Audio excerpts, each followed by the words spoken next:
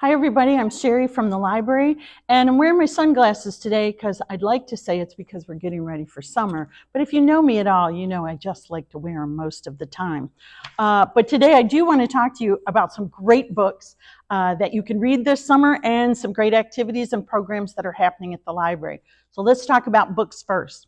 When I was thinking about summer, I was thinking about all that time that you have to choose when you get to read, by the pool, up in a tree catching a breeze, in the car when you're driving on vacation, when everybody's gathered together for the family reunion and won't stop talking and you need something else to do. You can choose when to read, and you can also choose what to read. So you can find the thing that you really love. And you might want to try something that's completely different than what you usually read. For instance, we have a lot of what are thought of as picture books at the library, but they are actually meant for older audiences because they have such rich and complicated stories. This is Moses. It's the story of Harriet Tubman. And while it has amazing pictures, it also has words that are for a little bit older age group. So you might want to try some picture books. You might want to try a graphic novel. This is the Babysitter's Club series. This is the Last Kids on Earth series. They keep making more and more of them. So if you love the series, you can start at the beginning and keep finding out what's new. Or if you've never read them before, you can grab any one and see if it's for you.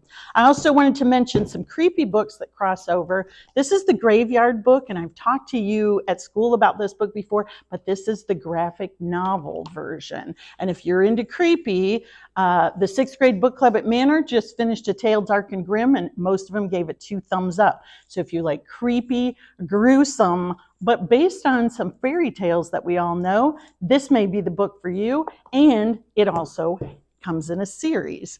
This is Beyond the Isle of the Lost. This is the Wonderland version. It's a Descendants novel by Melissa de la Cruz.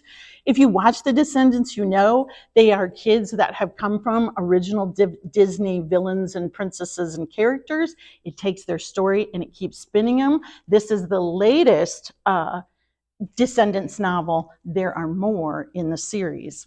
I also thought about nonfiction. This is the brand new, not even in the library yet, Marvel Studios Character Encyclopedia. It has been updated and revised to include all of the latest characters. And even though there's no Marvel movie this summer, you can brush up on all the movies that are already out and learn all about the characters. That'll be in the library soon. This is Wild Ride, a nonfiction biography. Wild Ride, My Journey from Cancer Kid to Astronaut. And it's about a real-life astronaut who struggles with illness as a kid, but keeps their dream of going to space as the thing that gives them strength.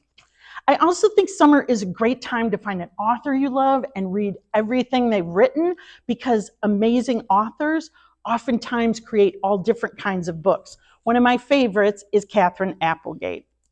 We just read in book club Wish Tree, which is a story by Applegate about an actual wish tree where people come out and tie their wishes, and the wish of a little girl who's just moved into the neighborhood, and her wish is to find a friend in a neighborhood that isn't very welcoming.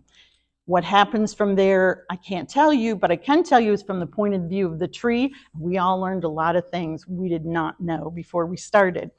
Applegate also wrote the Endling series, which is about a fantasy series with a giant a dog that stands on 2 legs and a mouse with mysterious powers, and the adventures and scary situations they find themselves in. On the other end is Dogtown, which is a funny book that has been created from the dog's point of view. And if you read and know One and Only Ivan, you know that hopefully there's a sequel, The One and Only Bob, and brand new just out is The One and Only Family, that takes the animals that you've met in the other books and follows up what their lives become. My other favorite amazing author that I hope all of you read everything about this summer is Kate DiCamillo. She has written everything from the Mercy Watson books to the Beatrice Prophecy, which is about a girl who wakes up in a medieval goat pen, doesn't know how she got there, but has an incredible ability to speak with the goats. And if that sounds like a book you would never read, that's what I thought when I first saw it. But DiCamillo is such a good writer. I loved it. I laughed at it. There was stuff in there I couldn't believe she wrote about. There's The Puppets of Spellhorst, an interesting and very short book about some traditional puppets and the adventures they have in Europe. I talked to you a couple of months ago about Ferris, a book that Dee Camillo put out this spring that I loved so much I had to go buy my own copy so I could underline things and turn down pages and not get in trouble for messing up the library's copy. Ferris is the story of a little girl, Summer, who it's the first time she finds out that a ghost is visiting her grandmother. Her little sister is determined to become an outlaw, and her uncle has moved into the basement in order to paint the history of the world. If all that sounds like it doesn't go together, let me tell you, this family comes together in a way you can't believe. I think you will absolutely love it. And Dee Camillo has a brand new book out. This is Oris and Timble. Oris is the rat. Timble is the owl who is trapped in the barn, and Oris has to decide if they're going to do what it takes to free the owl, who is their natural enemy and might eat them, or if they're going to take a chance that by saving the owl, they can find a way to live together. It's a short, quick, fast book, and Dee Camillo and Applegate both have so many more books, and there are hundreds and thousands more books at the library. So whether it's picture, graphic, series, author, brand new, you can find them all, and I hope you come in. I also want to mention that this summer there'll be summer reading programs at the library. Our theme is Adventure Begins at Your Library. Every one of our 16 branches will be having programs, and they will have adventures in bubbles and coding and special guests. You can get this flyer that tells you every program and where it's happening throughout the system. You can also go on our website at mymcls.com and see all the programs listed there.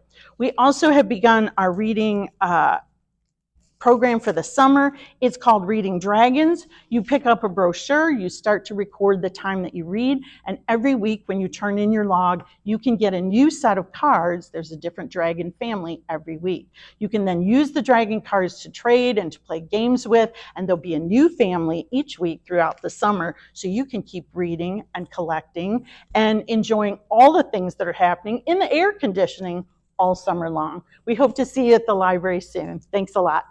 Bye.